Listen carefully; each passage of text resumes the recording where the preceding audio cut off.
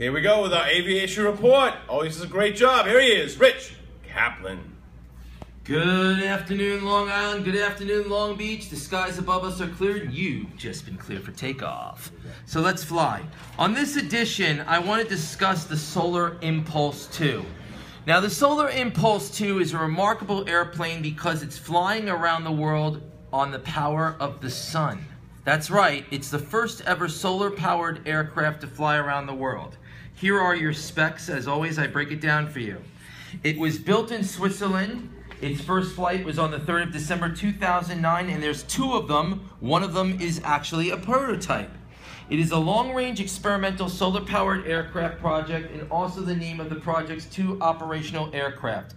The privately financed project is led by Swiss engineer and businessman André Borschberg and Swiss psychiatrist and aeronaut Bertrand Piccard, who co-piloted the Breitling Orbiter 3, the first balloon to circle the world non-stop. The Solar Impulse project intends to achieve the first circumnavigation of the Earth by a piloted fixed-wing aircraft using only solar power and made its most recent visit to New York. I'm very proud to say that this is a major achievement, and for children especially, this should inspire you to reach for the stars. I can't tell you how important it is for kids to get involved in aviation. I got involved at a very early age, and I'm very proud of what I've accomplished in this field, and I intend to keep on going. That being said, it's going to be flying around the world and currently is making its transatlantic crossing. Our next story is an unfortunate one. This is the domestic disturbance at a Dallas International Airport. A man who used landscaping rocks to smash car windows and threaten the mother of his children was shot several times outside Dallas Love Field International Airport Friday afternoon after lunging at a police officer. Do you believe I can't read my own handwriting? You know you're getting old. The incident had started as a domestic disturbance outside the baggage claim between the woman and man, according to police. Police identified the man as 29-year-old Sean Nicholas Diamond of Edgewood, Maryland. Diamond had left his job in Maryland on Monday and flew to Dallas to visit his ex-girlfriend. He was arrested Tuesday in Dallas about just outside of Carrollton and charged with criminal mischief after destroying city-owned trees valued at $3,700 by driving recklessly. He was booked and released from jail on Friday. Diamond and his ex-girlfriend arrived at Love Field a short time later. While the women in... God, I can't even read my own handwriting. While the woman is getting his bags from the vehicle, Diamond is using a traffic cone to smash the windows on her car and intimidate her. When an officer intervened and asked him to put down the object, he then picked up two large rocks and lunged at the officer, who had no other option but to shoot him several times. Diamond was conscious and transported to Parkland Hospital in stable condition. Now, for you children and for all you aviation nuts out there, today's aviation term of the day, I'm proud to say, is runway incursion. Now, a runway incursion is defined as an incident where an unauthorized aircraft, vehicle, or person is on the runway while air traffic is operating. I can't put it more simpler than that. We see this all the time, especially, believe it or not, at Farmingdale Airport. So, for all you pilots out there, remember, when planes are operating, keep it safe, stay in your vehicle, stay off the runways until you are authorized to go on the runways. And on that note, the skies above us are clear and we have just been cleared for takeoff. I want to dedicate this segment to all the people of Orlando. You're in my hearts, you're in my prayers. I am so sorry for what you are going through. Like so many cities before you, know that you are all in our thoughts and in our minds, and as the days go by, it does get easier. Trust me. Thank you so much for everything you do. God bless you, and God bless America. Okay, thank you very much, Rich Kaplan.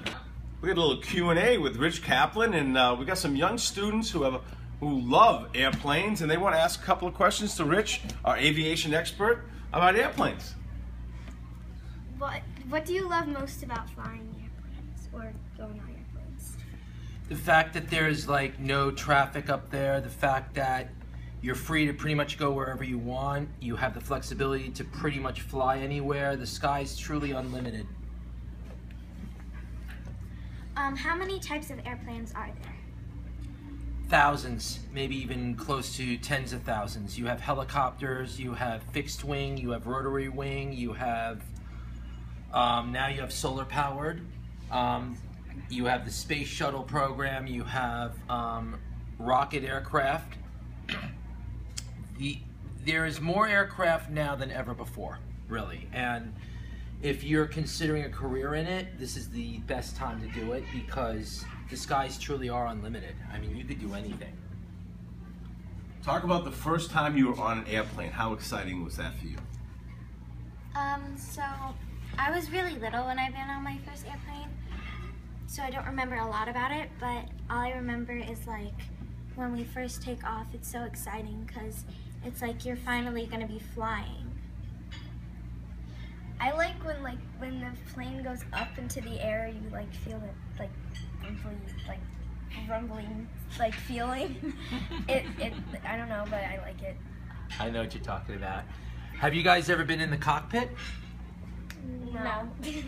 I've been in the cockpit. I actually am qualified on the simulators. One thing I always recommend is while you're young, get an opportunity if you ever go on an airplane, ask the pilot questions. They love that. They love being asked about their aircraft because they take pride in it. I know that when I do flying at home, I'm on my flight simulator, I take immense pride in showing people what I can do with the aircraft on my simulator. I do aerobatics, I do pretty much, if you've been to the Jones Beach Air Show, I do a routine similar to what you see there. That's cool. And it's taken me years to perfect it, and I'm really proud of that. But aviation is a young person's sport. It really is. My goal as an aviation enthusiast, and we're becoming very close, I'm very proud of this fact, Howie, is that I want to bring aerobatics to the Olympics. I want it to be an Olympic sport because there are so many pilots who have the potential to showcase their aircraft and to show really what they love to do. And this is a field where I believe that the younger you are, the more inspired you are, and you seem inspired. Definitely get some books on it. Go to an airport, download if you have a smartphone like I have, liveatc.net. You can listen to air traffic control. You can listen to the control tower at Kennedy. Okay, let me ask you a question. Let's say your parents say, you know what, we're gonna go to Disney World, and you have two choices. You can stay in a car for 24 hours, or you can go on a JetBlue flight for 3 hours. What are you picking? Oh, that's really hard because I love road trips because you get to like spend time with your family and talk and stuff.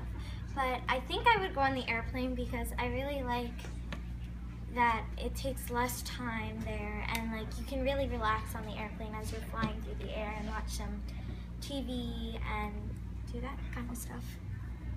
I would rather go on the plane because like you can like see like the cities and stuff like from the airplane. And I like the scenes. It's great. Now, that 3 hours is kind of long. You know, on the 24th of July, we're going to have a guest on the show. He's a singer, but he comes from the country called Australia. And take a guess. How many hours do you think it takes flying from Australia to the United States? Just take a guess. I would say over 12 hours or like 14 hours. I thought 3 hours. How about 27 hours? 27. So that's what we're going to talk about. So if you girls want to come on that show, that's going to be real fascinating. We're doing it here on July 24th. He's a singer. He's in an off-Broadway play, and he's going to talk, and he does that every single year. He gets on a plane for 27 hours from Australia to the United States and back because his family still lives there. I've seen your expression. What is your expression thinking about being on a plane for 27 hours? Even though I love planes, I could not do that for that long. That's a full day. I would want to like get out and stretch my legs. I was wondering, do they give you food, if it takes that long? Yes, they do. What they do is they break it down. I actually went to Hong Kong on business, and that was a 19-hour flight. And the way they do it is they show in-flight movies. I sat Marco Polo, which was business class, so I got champagne and stuff, but they break it down. So you don't feel as shell-shocked as you get up and walk a lot. You walk a lot. It was a big aircraft, 2-level actually, 747. So you walk around a lot. But this gentleman, he flies Qantas, and I'm going to be bringing the actual aircraft that he flies on, and to say that it is a big model is an understatement. Howie will tell you, because if you go back and you watch the videos, you'll see it takes up the whole thing. It is huge. And I'll be bringing some other props as well with me and other stuff, and I'd be honored to have you guys. We call the segment Cleared for Takeoff, so I'd love to clear you guys for takeoff. All right, thank you very much. And, you guys did a great job. Let's give it up for the Long Beach students and Rich Kaplan. Yeah. Q&A, aviation.